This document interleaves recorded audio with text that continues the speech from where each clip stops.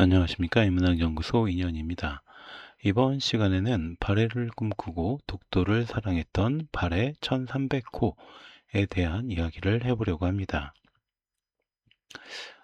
문득 독도에 대한 흥미와 관심이 깊어졌던 덕분에 독도 이야기를 오늘 세 번째로 진행을 해보려고 합니다. 첫 번째는 독도 문제에 대한 우리의 자세였었고, 두 번째는 독도를 위해 목숨을 걸었던 남자 안용복의 이야기를 전해드렸고요.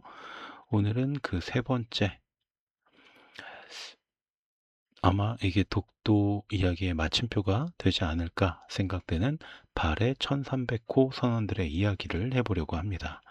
물론 독도에 대한 또 다른 양질의 소재를 발견하면 그때는 또 잊지 않고 이야기를 전해드릴 예정이고요.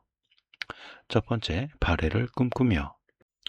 제가 고등학교 때쯤에 아마 서태지와 아이들이라는 당시로서는 파격적인 댄스 가수팀이 등장했던 것으로 기억을 합니다.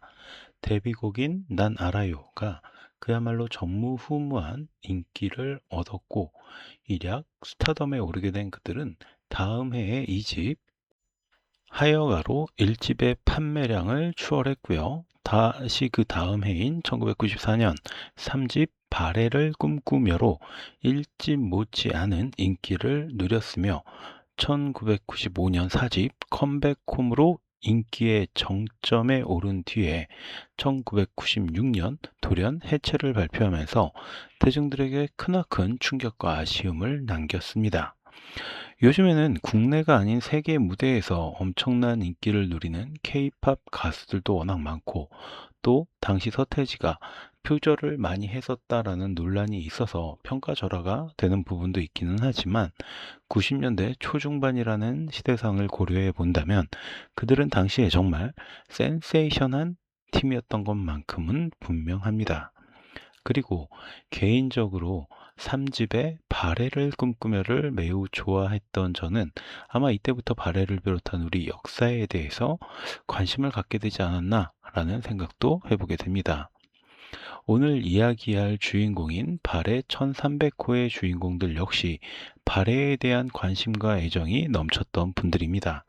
이른바 발해 해상항로 학술 뗏목 탐험대의 대장 장철수, 그리고 선장 이덕경, 대원 이용호, 대원 임현규, 이들은 한반도 중심의 우리 역사를 만주와 연해주 지역까지 확장한 발해에 대한 관심과 애정을 바탕으로 발해 일본 간의 해상 항로 과정에서 울릉도와 독도를 활용했을 것이다 라는 이론을 바탕으로 이 사실을 입증하기 위해서 동해를 건너기로 합니다. 이들은 1997년 발해 건국 1300주년을 맞아서 물풀의 나무를 재료로 삼아서 약 12에서 15m 정도 되는 뗏목을 직접 만듭니다. 또한 위성 함법 장치와 아마추어 무선 장치, 디지털 비디오 등을 설치해서 인터넷을 통해서 탐사 모습을 전 세계에 알리고 동해가 한민족의 바다였음을 밝히고자 했죠.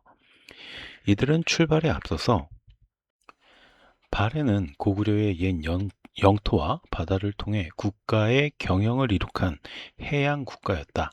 우리가 찾으려는 발해의 옛길 항로는 해류를 통해 해상 활동을 했던 발해인의 모습을 재현하는 것으로 발해사 복원에 작은 기여가 되기를 바란다 라고 밝혔습니다. 가을, 겨울철 북서 계절풍을 이용하고 동해를 건넌 발해인들의 항해를 재현하고자 했던 이들은 몇 차례의 연기를 거친 뒤에 마침내 1997년 12월 31일 러시아 블라디보스토크 항을 출발하게 됩니다. 높이 올린 앞 도세는 전설 속 치우천왕의 얼굴이, 뒤도에는 에밀레종 비천상이 그려져 있었다라고 하는데, 울릉도와 독도를 거쳐 제주 성산포까지 1244km를 항해할 예정이었습니다. 한동안은 그나마 무난하게 울릉도 주변과 울진 외해를 거쳐서 항해가 지속됐지만 한겨울의 추위와 강풍 속에 이 작은 뗏목은 애초에 목적지인 제주도를 벗어났고요. 1998년 1월 24일 일본 오키섬에 접안을 하려다가 뗏목이 뒤집히게 됩니다. 결국 뗏목 안에 타고 있던 4명의 탐사대원은 모두 그대로 사망을 했고요. 이들은 사체마저 보존되지 못한 채 일부만 고국으로 돌아오게 됐습니다. 두 번째, 이들은 무엇을 위해서 희생했나? 16시, 나라의 짐이 된다는 것이 부담스럽다. 더욱이 오늘 한일 어업협정이 일방적으로 파기되었다는데 그들의 속셈이 드러났다고 보아진다. 무엇보다도 내가 의연해지고 싶다. 미래와 현재의 공정과 조화, 바다를 통한 인류의 평화 모색, 청년에게 꿈과 지혜를 주고 싶다. 탐험 정신, 발해 정신. 19시 5분. 아직 아무 소식이 없다. 급박해지고 있다. 1988년 1월 23일 마지막 항해 일지. 어쩌면 지금의 시각으로 보았을 때 발해 해상항로 학술 탐험대는 무척이나 무모하고 비현실적인 도전을 했다라고 생각할 수도 있습니다. 하지만 이들 모두 나름대로의 꿈과 목표 그리고 책임감이 있었습니다. 탐사대의 대장 장철수는 통영에서 태어나 한국어대 러시아어 학과에 들어간 수재였고요. 한국외국어대 독도문제연구회를 설립하는데 주도적인 역할을 하기도 했던 인물입니다. 이후 울릉도 독도 뗏목 탐사에 참여했고 21세기 바다연구소의 소장으로 일을 했으며 한국해양대 대학원 해사법학과 석사과정에 입학하며 독도 지킴이로 활동하기도 했습니다. 울릉도 출신의 이덕영 선장 역시 1980년에서 1990년대 독도 운동의 중심에 섰던 인물로 장철수 대장과 함께 한국어대 독도문제연구회에서 활동을 했고 푸른 독도 가꾸기 모임의 초대 회장을 맡았는데 이 모임은 독도에 나무가 자라야 섬 지위를 받을 수 있다라는 국제법에 따라서 울릉도 청년들이 독도에 나무를 심으려고 했던 그런 곳입니다. 이덕영은 독도와 함께 울릉도의 야생화 보존에도 앞장을 섰고 울릉도, 독도, 뗏목 탐사에도 함께 했는데 홀로 아리랑의 원곡자 한돌이 노래를 작사하는 배경에 이들이 있었다고 합니다. 실제로 저 멀리 동해바다 외로운 섬이라는 가사가 바로 이덕영의 집에서 독도를 보고 영감을 얻어 쓴 가사라고 합니다. 유튜브에서 한번 이 한돌님의 홀로 아리랑 찾아서 들어보시면 좋을 것 같습니다. 저 멀리 동해바다 외로운 섬 오늘도 거센 바람 불어오겠지. 조그만 얼굴로 바람 맞으니 독도야 간밤에 잘 잤느냐. 아리랑 아리랑 홀로 아리랑 아리랑 고개를 넘어가 보자. 가다가 힘들면 쉬어가더라도 손잡고 가보자 같이 가보자. 금강산 맑은 물은 동해로 흐르고 설악산 맑은 물도 동해 가는데 우리네 마음들은 어디로 가는가? 언제쯤 우리는 하나가 될까? 아리랑 아리랑 홀로 아리랑 아리랑 고개를 넘어가 보자. 가다가 힘들면 쉬어가더라도 손잡고 가보자 같이 가보자. 백두산 두만강에서 배 타고 떠나라. 한라산 제주에서 배 타고 간다. 가다가 홀로 섬에 닻을 내리고 떠오르는 아침 해를 맞이해보자. 아리랑 아리랑 홀로 아리랑 아리랑 고개를 넘어가 보자. 가다가 힘들면 쉬어가더라도 손잡고 가보자 같이 가보자. 손잡고 가보자 같이 가보자.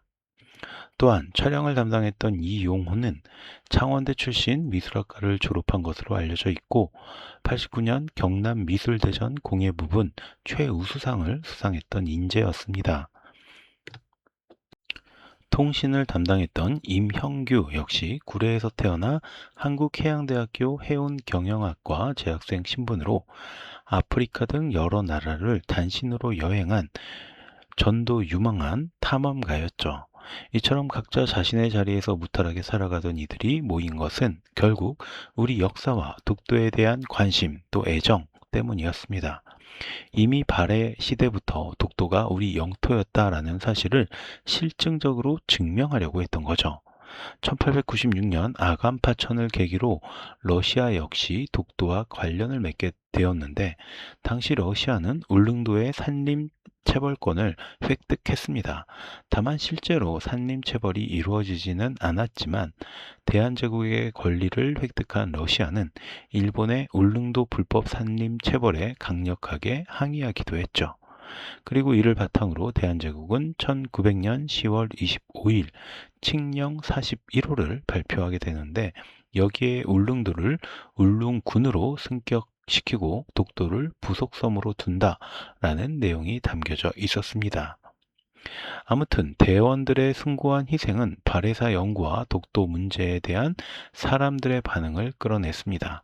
실제로 이후로 발해와 독도의 역사에 대한 학술 연구와 논문이 대폭 늘어났고요. 특히 그동안 우리 역사에서 잠들어 있었던 발해를 재조명하고 우리 역사로 편입해야 한다라는 주장에 힘이 실리기 시작했습니다. 세 번째, 끝나지 않은 발해의 꿈.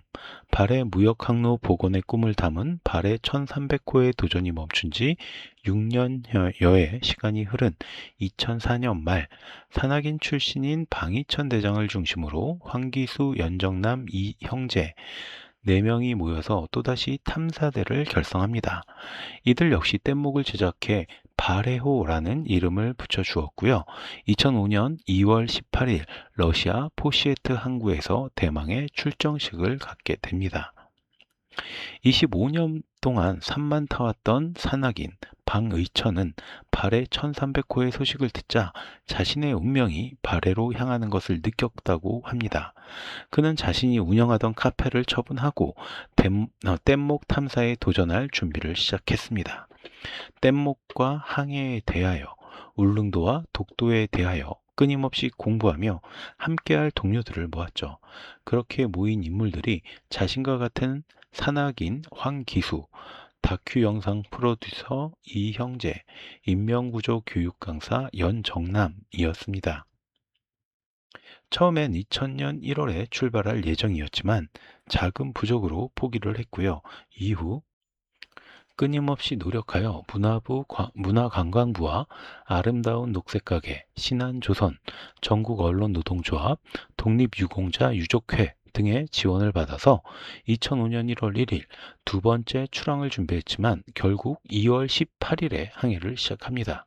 하지만 이들 역시 일본 니카타로 가려던 항로를 벗어났고 또다시 러시아 북한 접경 해상에서 악천으로 표류하다가 2월 21일 남북한 합동구조작전으로 구출되어서 전원 생還하였습니다. 결국 두 번째 도전마저 실패로 끝나기는 했지만 개인적으로 발해 사람들이라고 해서 고작 10여 미터의 나무 뗏목에 전문 항해 기술자도 없이 동해를 건너려고 했을 것 같지는 않습니다. 두 탐사대 모두 전문 항해사나 관련된 전문 경력자는 없었고 그럼에도 불구하고 꽤 가시적인 성과를 보여주기는 했습니다. 이것은 그 자체로도 큰 의의가 있다고 생각을 하고요. 발해는 우리의 막연한 추측보다 큰 국가였고 당시 꽤 강한 성세를 지니고 있었습니다.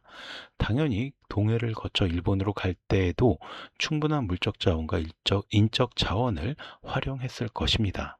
저야 이미 지천명의 나이에 접어들었으며 바다는 구경하는 곳이라고 생각하는 샌님이지만 언젠가 3차 탐사대가 정부의 적극적인 지원으로 조직되었으면 좋겠다라고 희망합니다.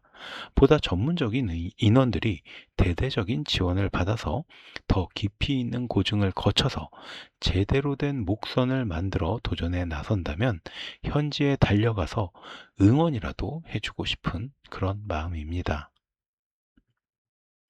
자, 그럼 오늘 이야기는 여기서 모두 마치도록 하고요. 저는 다음 시간에 또 다른 컨텐츠로 인사드리도록 하겠습니다. 오늘 제가 들려드린 이야기가 여러분의 흥미와 호기심을 조금이라도 만족시켜 드렸다면 구독과 좋아요도 부탁드립니다.